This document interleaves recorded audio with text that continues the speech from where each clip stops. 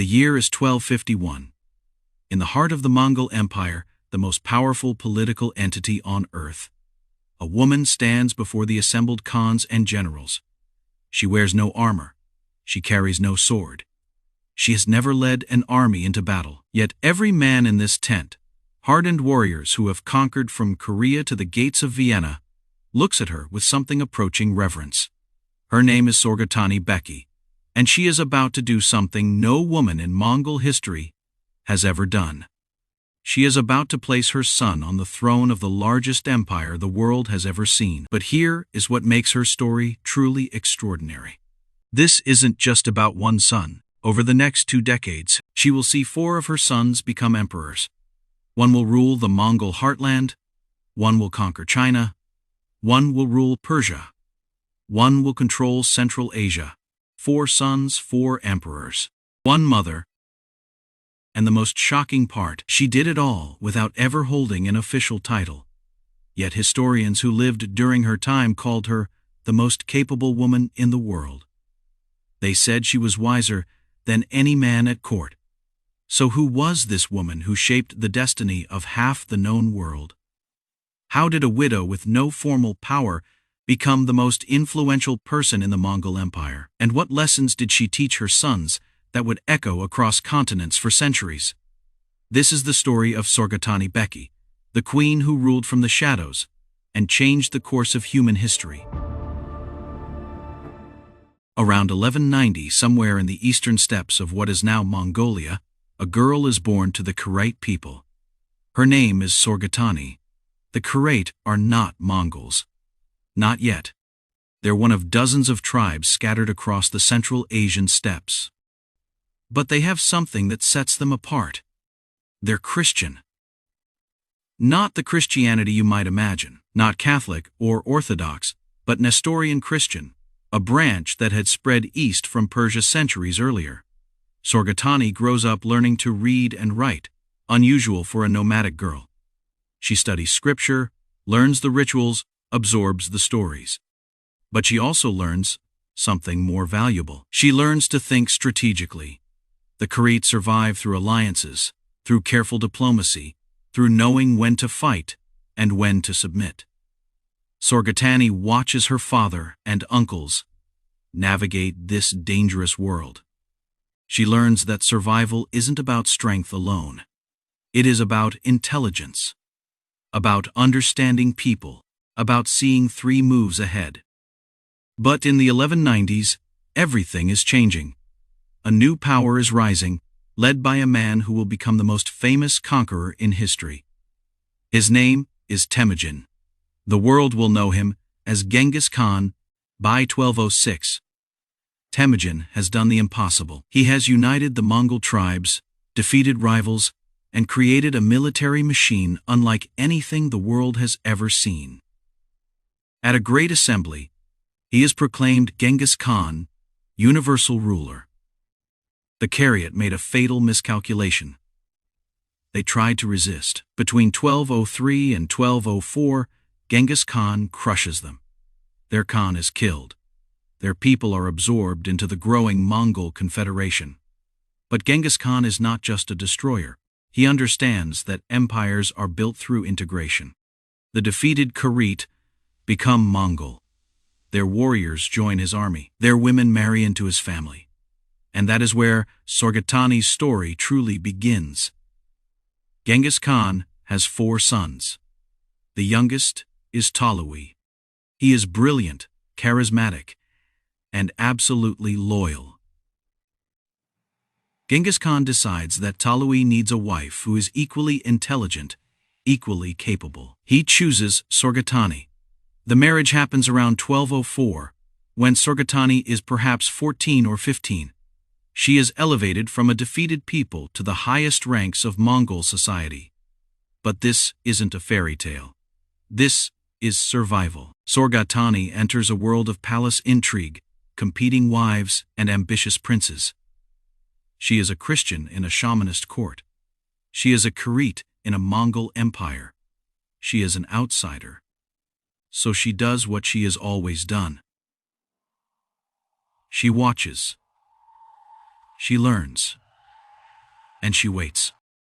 Between 1209 and 1232, Sorghaghtani gives birth to 4 sons: Mongki, Kublai, Hulagu, and Arik-Bok. 4 boys who will reshape the world. But in the early years, they're just children. And Sorghaghtani is another wife in the Mongol court, raising sons in a world constantly at war. Genghis Khan isn't content with ruling Mongolia. In 1211, he invades northern China. In 1219, he turns west and destroys the Khwarezmian Empire. His armies reach Poland and Hungary. Everywhere they go, kingdoms collapse. Tolui is one of Genghis Khan's most trusted generals. He is often away, leaving Sorghaghtani to manage their household alone. And this is where we see the first hints of her genius. Most Mongol nobles think in terms of conquest, of plunder, of immediate gain. Sorghaghtani thinks differently. She understands that conquering is easy, governing is hard. She begins studying the peoples her husband has conquered. She learns about Chinese administration, Persian culture, the economic systems that make cities function. She brings in tutors for her sons, not just Mongol warriors, but Chinese scholars, Muslim advisors, Christian priests. Her sons grow up speaking multiple languages: Chinese, Persian, Mongolian. They study different religions, philosophies, systems of governance. They're being trained not just as warriors, but as rulers of a diverse empire.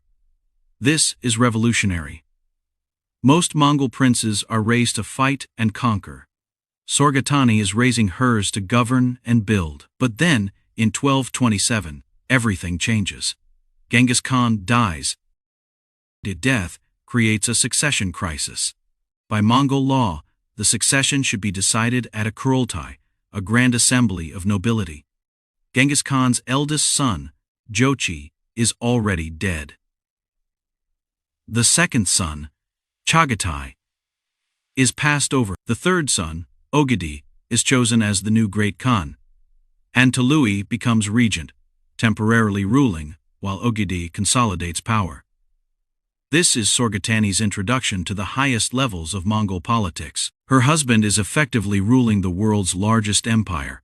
She sees how decisions are made, how alliances form, how power actually works. But in 1229, Ogedei officially takes the throne, and in 1232, Tolui dies. The circumstances are suspicious. Some sources say alcoholism. Others suggest he died in a shamanistic ritual to save Ogedei's life. Still others whisper of poison.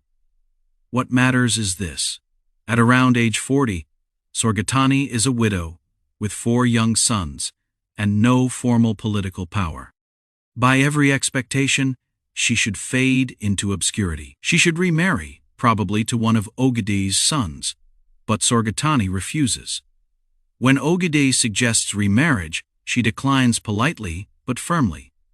She invokes her right as a widow to remain unmarried and manage Tolui's estates. She argues that her sons need her guidance. It is bold. Ogedei could force the issue. He is the great Khan. But Sorghaghtani has been careful.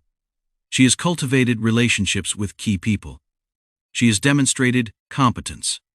She has made herself valuable. What happens next is one of the most remarkable displays of political and administrative genius in medieval history. Sorghaghtani is given control of territories in northern China and Mongolia that belonged to her husband. These are recently conquered lands, populated by Chinese farmers who have no love for their Mongol overlords. Most Mongol administrators govern through extraction. They tax heavily and don't worry about stability. Sorghaghtani does the opposite. She implements fair taxation. She protects farmers from excessive demands. She invests in infrastructure, roads, irrigation systems, markets. She recruits Chinese administrators who understand local needs. But here is the genius. She doesn't do this out of kindness. She does it because she understands economics. A prosperous territory generates more revenue than an exploited one. Farmers who aren't being squeezed will produce more. Artisans who feel secure will create more. Merchants who trust the system will trade more actively. Within years, her territories are the most prosperous in the empire. They're generating wealth that rivals regions controlled by the great Khan himself. And everyone notices. Persian historian Barhebraeus calls her extremely intelligent and able. Rashid al-Din writes that she was towering above all the women in the world. But Sorghaghtani isn't just building wealth, she is building a power base. Every competent administrator she appoints is loyal to her. Every farmer who prospers is grateful. Every merchant who trades in her territories owes his success to her system. She is creating a network of support that will prove invaluable when the next succession crisis comes. And that crisis is coming. While building her power base, her sons are growing up. And she is raising them with unprecedented intentionality. Mongol, her eldest, is trained as a warrior and military commander. He is serious, disciplined, showing early promise. Sorghaghtani ensures he learns from the best generals while studying Chinese military classics. Kublai, her second son, is different. He is intellectual, curious, fascinated by Chinese culture and Buddhist philosophy. While his brothers practice archery, Kublai reads. Sorghaghtani encourages this, hiring Chinese scholars to tutor him. Hulagu, her third son, is a warrior through and through. But Sorghaghtani makes sure he also understands administration and economics. Arik Bok, her youngest, is raised in the traditional Mongol way. He is conservative, devoted to old customs. Sorghaghtani allows this because she understands that in Mongol politics, you need allies across different factions. 4 sons, 4 different temperaments, all being prepared for greatness. In 1241, Kublai Khan dies. His designated heir is his grandson, Shirmun, but Kublai's widow, Torjin, wants her own son, Guyuk, on the throne. What follows is 5 years of maneuvering. Torjin acts as regent, delaying the Kurultai. She consolidates power, eliminates rivals, builds support, and Sorghaghtani watches. She supports Guyuk publicly, maintaining good relations. But privately, she is preparing for what comes next. Because she is studied the patterns, she has noticed that succession crises create opportunities. The throne doesn't necessarily go to the designated heir. It goes to whoever is best positioned when the current Khan dies. In 1246, Guyuk is finally elected Great Khan. He is hostile to Sorghaghtani's family, but she plays it perfectly. She sends gifts. She offers support. She makes sure Guyuk sees her as an ally. And she waits. 2 years later, in 1248, Guyuk dies suddenly. The official cause is illness. But there are rumors, whispers of poison. No one can prove anything. But Guyuk's death creates exactly the opportunity Sorghaghtani has been preparing for. The empire is again without a ruler. Guyuk's widow tries to act as regent, but she lacks political skill. More importantly, she faces a rival who has spent 16 years building wealth, cultivating alliances, and preparing her sons for exactly this moment. Sorghaghtani makes her move. She doesn't do it obviously. She works through proxies, through allies, through careful networking. She reminds people that Tului was Genghis Khan's favorite son. She points out that Kublai's line has proven unstable. She highlights her son's competence, their military victories, their administrative success. Most importantly, she has money. The territories she has governed are generating enormous wealth, and she uses it strategically. Gifts to key nobles, funding military campaigns her sons lead, making herself indispensable. And it works. In 1251, a Kurultai is held. When the alliances are tallied, when the political calculations are complete, the choice is clear. Mongol Sorghaghtani's eldest son is elected Great Khan. She has done it. She has placed her son on the throne of the largest empire in human history, stretching from Korea to Poland, from Siberia to the Persian Gulf. And she did it without commanding a single army, without fighting a single battle, without holding a single official title, through intelligence, patience, and understanding that power isn't always about force. Sometimes it is about being so competent, so valuable, so well connected, that when the moment comes, you are the only logical choice. But her ambitions don't stop with one son on the throne.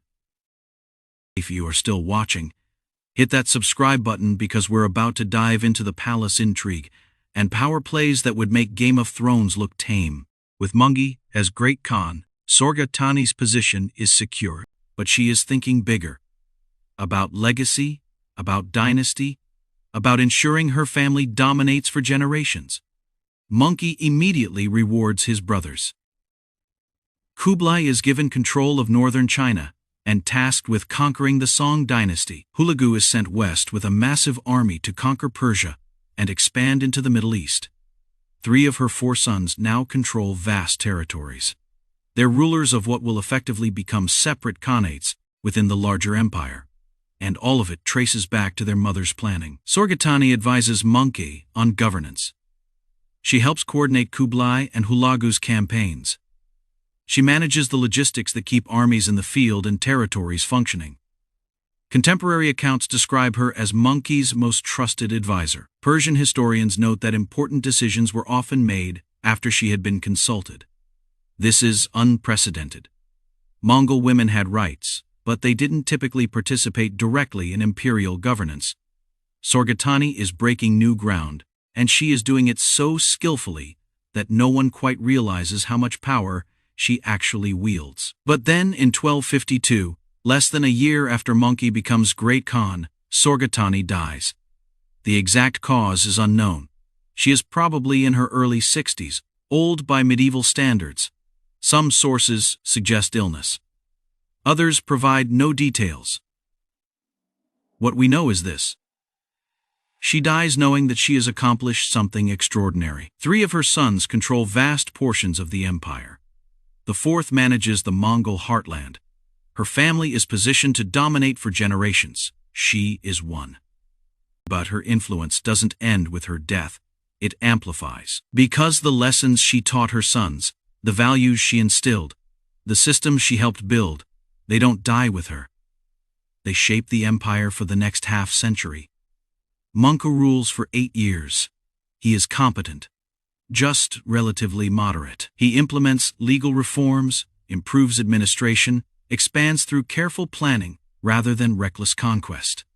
He dies in 1259 during a campaign in China, but his reign is remembered as a period of good governance.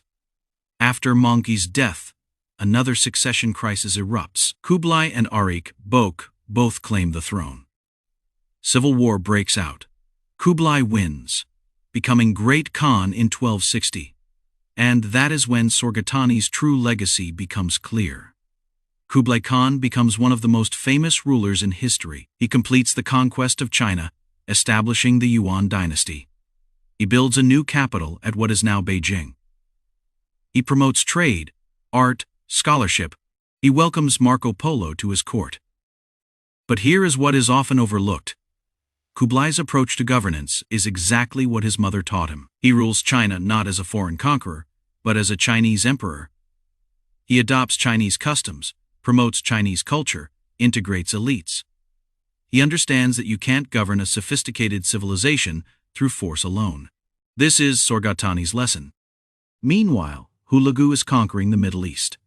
He destroys the assassin strongholds in Persia.